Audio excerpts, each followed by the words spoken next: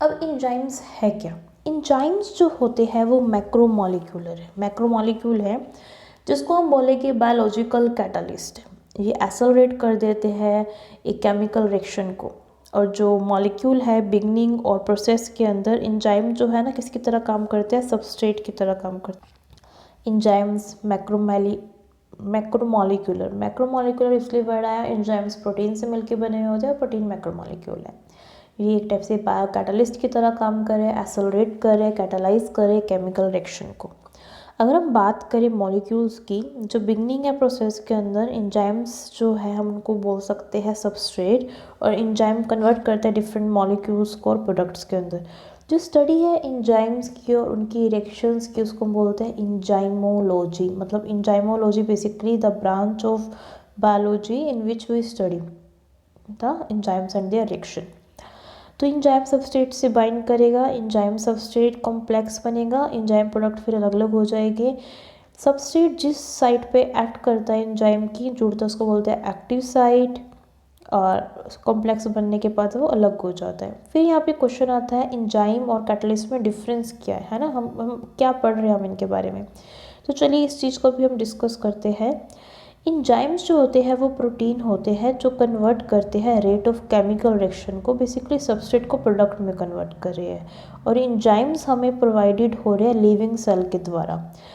जो कैटलिस्ट है वो सब्सटेंसेस है जो इंक्रीज भी कर सकते हैं, डिक्रीज भी कर सकते हैं, लेकिन अनचेंज रहेगा, ये भी अनचेंज रहते हैं, ये कन्वर्ट कर रहे हैं, ठीक है। ये भी रेट ऑफ केमिकल रिएक्शन को इंक्रीज डिक्रीज दोनों कर सकते हैं।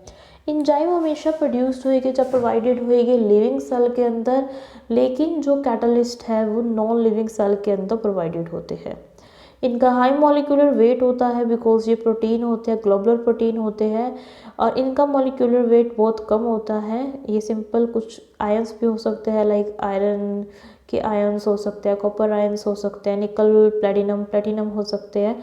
तो इसलिए ये हो सकता है सिंपल एक ही कैटायन हो, आयन हो, मेटल हो, इसलिए इनका वेट कंपैरेटिवली, कैटलिस्ट का वेट कंपैरेटिवली एंजाइम से बहुत कम होता है, बिकॉज एंजाइम्स तो प्रोटीन से मिलके बने हैं, और प्रोटीन तो वैसे ही मैक्रोमोलिक्यूल है, मतलब कि प्रोटीन तो बहुत ही सारे अमीनो एसिड से मिलके बना है। तो एंजाइम्स का मॉलिक्यूलर वेट बहुत हाई होता है, ये ग्लोबुलर प्रोटीन होते हैं। अगर हम बात करें एंजाइम्स की तो यहाँ पे दो टाइप्स हैं एंजाइम्स के अंदर, this are of two types.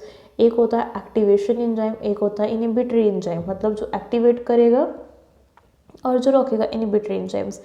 Catalyst को हम डिफाइन करते हैं दो के अंदर, एक होता है पॉजिटिव कैटलिस्ट, एक होता है नेगेटिव कैटलिस्ट, मतलब दोनों ही हैं पॉजिटिव नेगेटिव कैटलिस्ट। ये कॉम्प्लेक्स प्रोटीन होते हैं, क्योंकि ये कॉम्प्लेक्स है बिल्कुल इनका स्ट्रक्चर, सिंपल इनऑर्गेनिक प्रोटीन है, सिंपल इनऑर्गेनिक कंपाउंड्स है। इनको माइल्ड कंडीशन चाहिए, लाइक ऐसा नहीं है कि अगर कोई एंजाइम 37 पे काम कर रहा है आप उसको 95 दे दो तो काम करेगा, वो काम नहीं करेगा।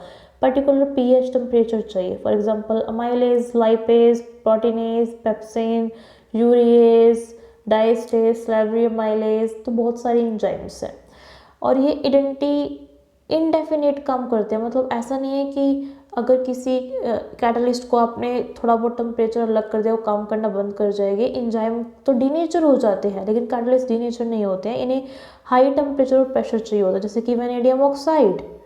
तो this are the examples of enzymes and catalyst. तो पर्टिकुलरली हमने इस वीडियो के अंदर एंजाइम्स देखे, एंजाइम्स क्या होते हैं, फिर ये देखे कि एंजाइम्स और कैटलिस्ट में फ़र्क क्या है।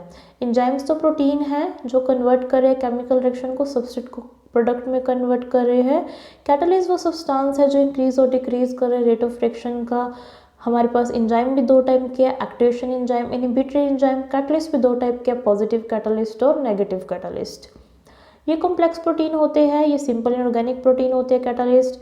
एंजाइम भाई बहुत ही बड़े प्रोटीन से मिलके बनते हैं, इनका मॉलिक्यूलर वेट मास हाई होता है, कैटलिस्ट का मास थोड़ा कम रहता है, बहुत ही कम रहता है इवन एंजाइम से। तो for example mileage lipase enzyme है, वैनेडियम ऑक्साइड ये कैटलिस्ट है, VnO2।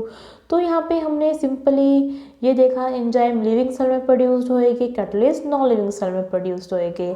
और ये जो है this can last indefinite in A reaction and become damage. ये ऐसा नहीं है कि इनडेफिनेट टाइम तो नहीं रह सकते रिएक्शन के अंदर ये एंजाइम, लेकिन कैटलिस्ट जो है वो रह सकते हैं। Thank you.